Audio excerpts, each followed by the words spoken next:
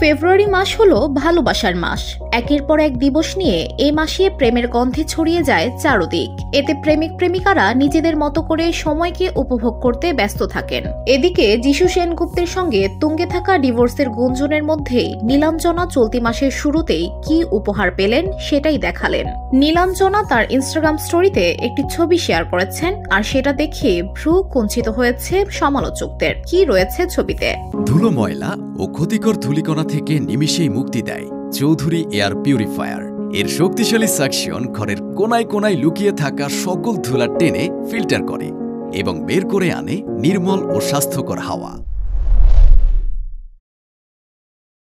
সেখানে দেখা যাচ্ছে একটি গোলাপের সঙ্গে রাখা এক বক্স চকলেট। ক্যাপশনে জুড়ে দিয়েছেন লাভ অ্যাকচুয়ালি। ছবি নিয়ে চলছে আলোচনা সমালোচনা। প্রশ্ন উঠেছে, এই গোলাপ আর চকলেট কোথা থেকে এলো? নীলাঞ্জনা কি মনের মানুষ খুঁজে পেয়েছেন? নতুন কেউ এসেছে তার জীবনে? উত্তর জানা নেই, কারণ যিশুর সঙ্গে বিচ্ছেদ আর এই উপহার তাকে কে দিয়েছেন সেই বিষয়ে এক প্রকার মুখ বন্ধ রেখেছেন নীলা।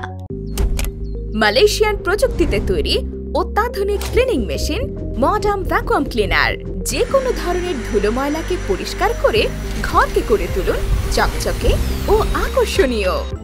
Modem, brand of luxury.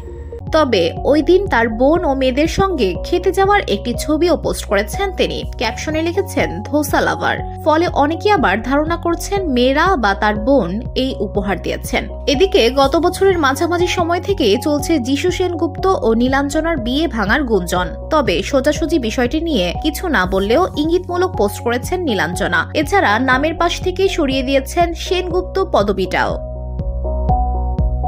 দীর্ঘ 20 বছরের দাম্পত্য ভাঙার নেপথ্যে গুঞ্জন উঠেছে অভিনেতা নাকি অন্য কাউকে মন দিয়েছেন, মুম্বাই গিয়ে ম্যানেজারের সঙ্গে সম্পর্কে জড়িয়ে পড়েছেন। সম্প্রতি নীলাঞ্জনার সঙ্গে নাকি এক বাড়িতেও থাকছেন না। VOD Bangla news desk.